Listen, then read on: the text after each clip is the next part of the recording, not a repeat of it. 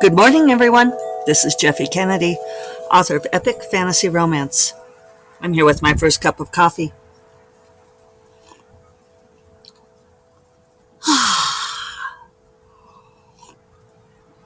At this point, I feel like I need 27 cups of coffee. Today is Thursday, September 22nd, 2022. It's the autumn equinox. Cheers.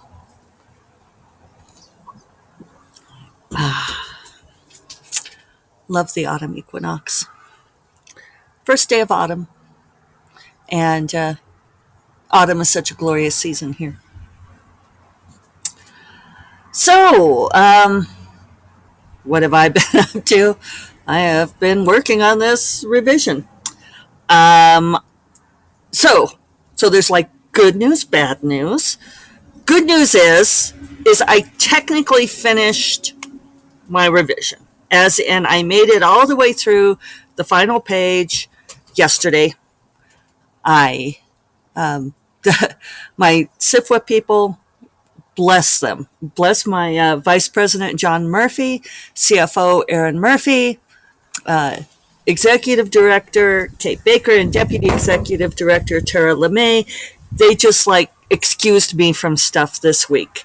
And John and Aaron handled something yesterday because they all knew that I was buried under this revision, and I am just really so grateful for them all.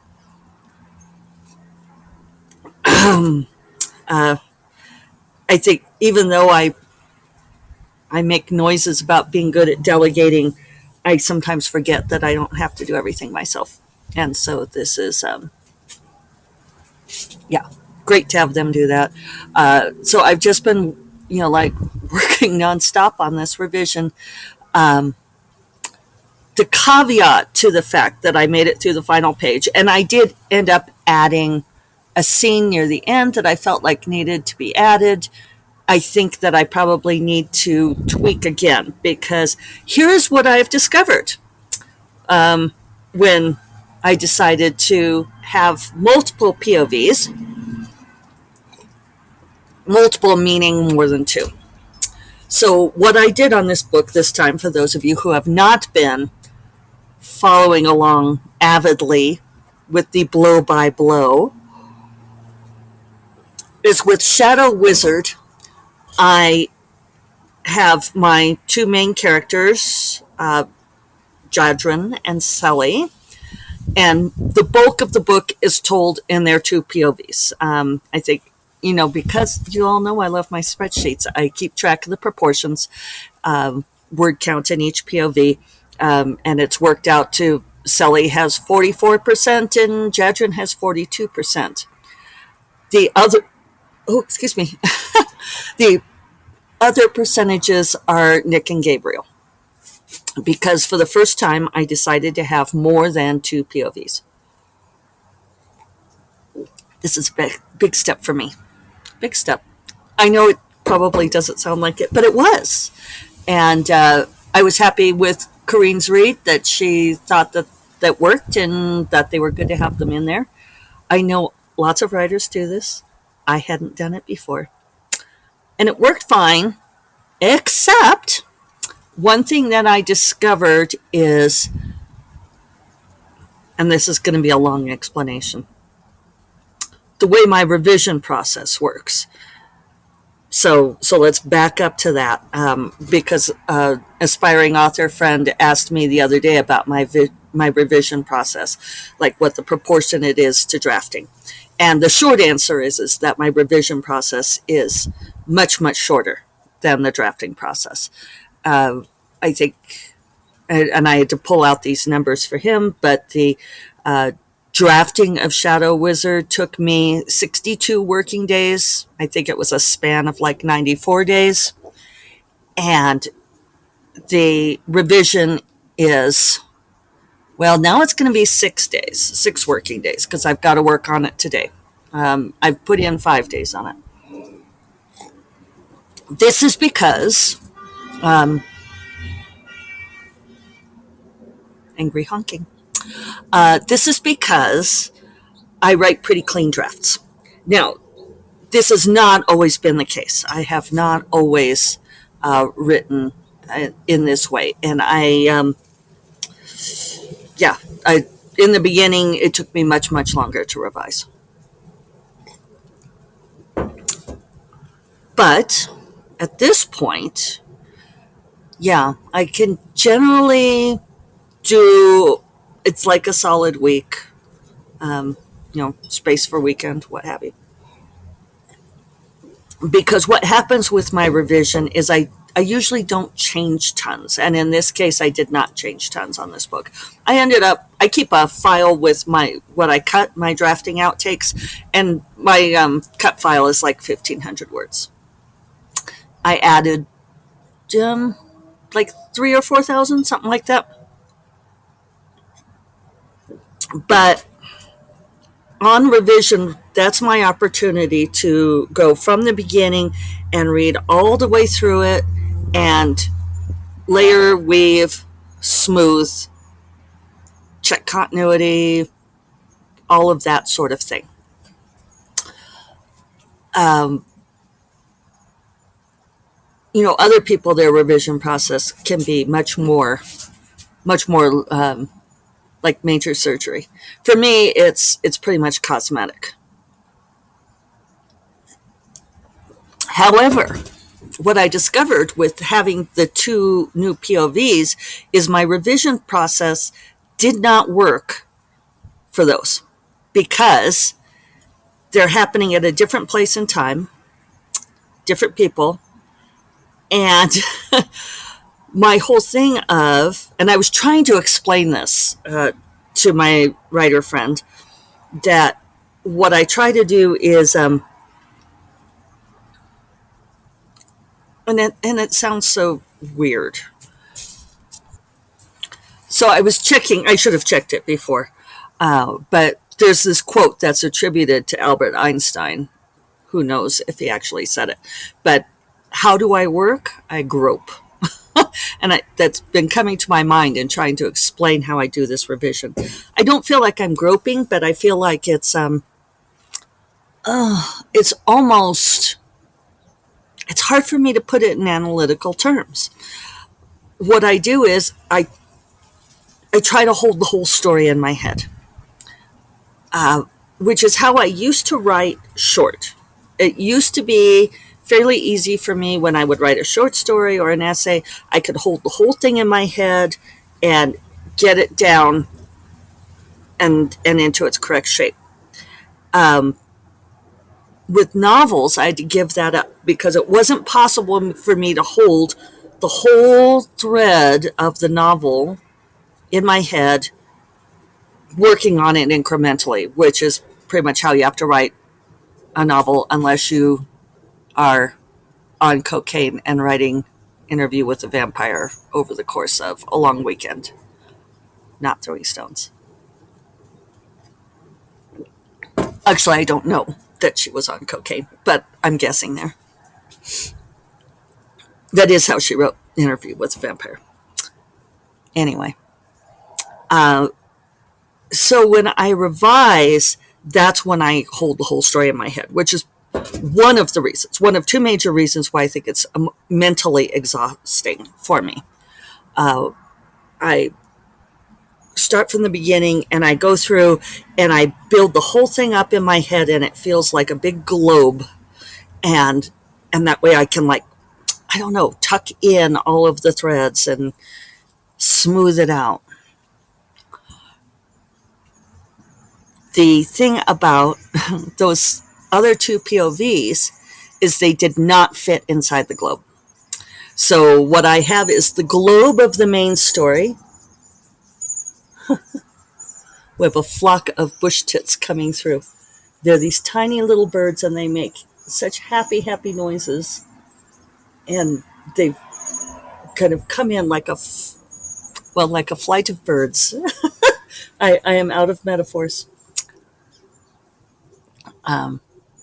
And now they're gone. They come in and they land and they get stuff and then they leave. So what I have is, it's turned out is the globe of the main part of the story.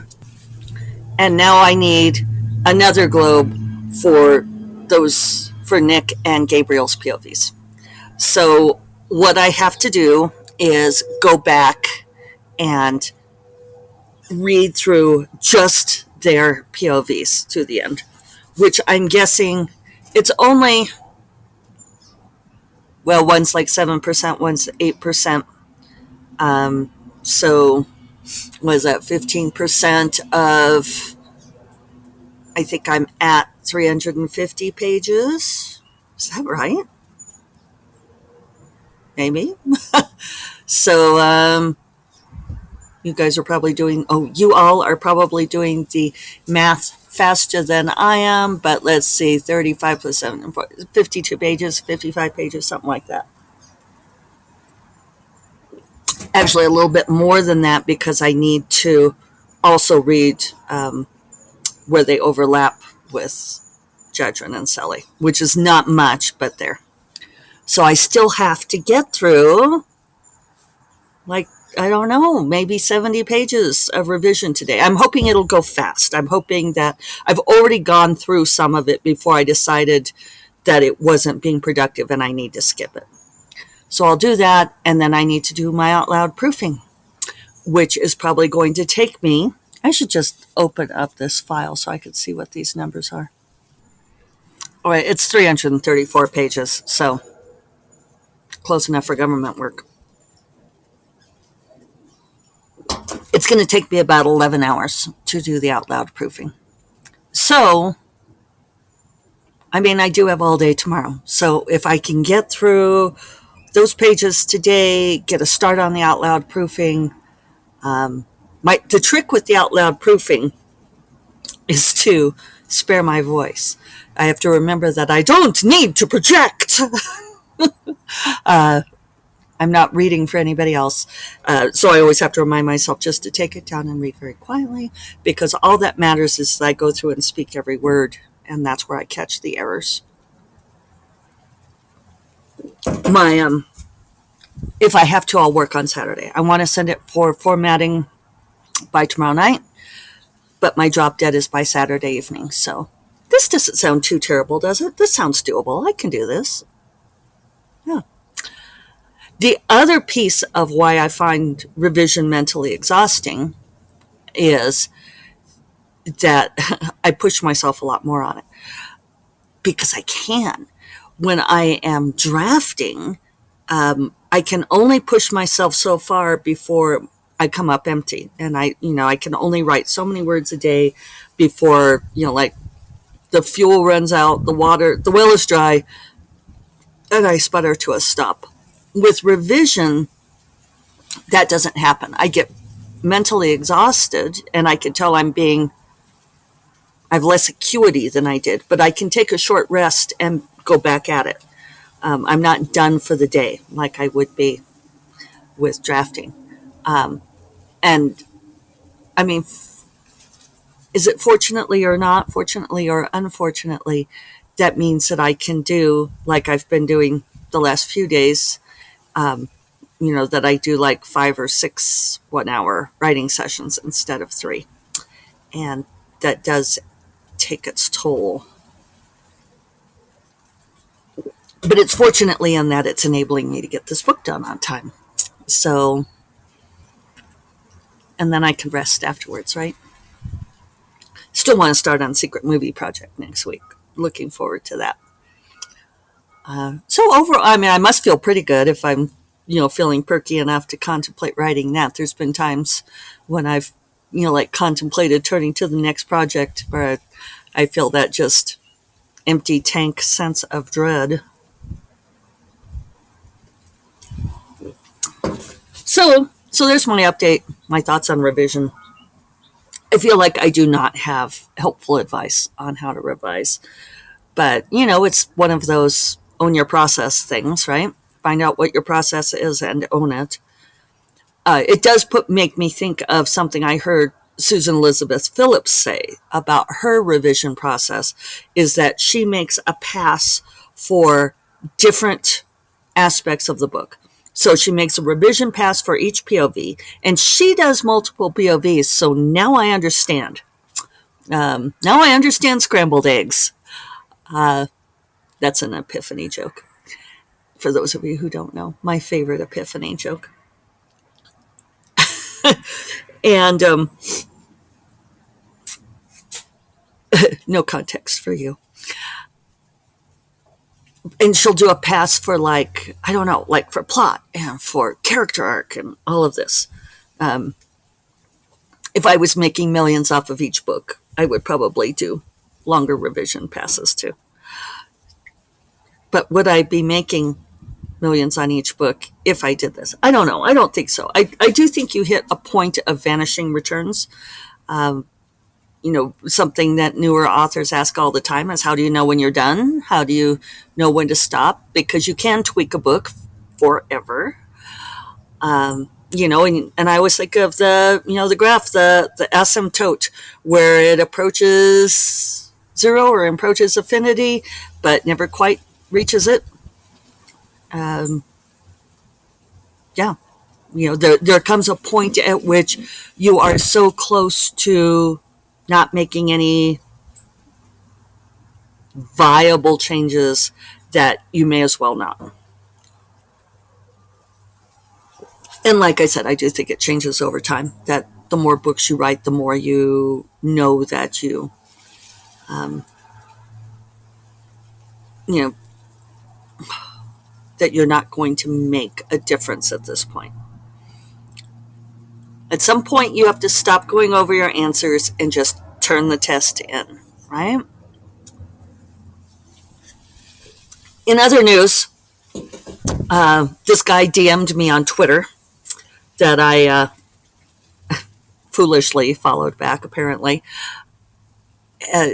because only people I follow can DM me.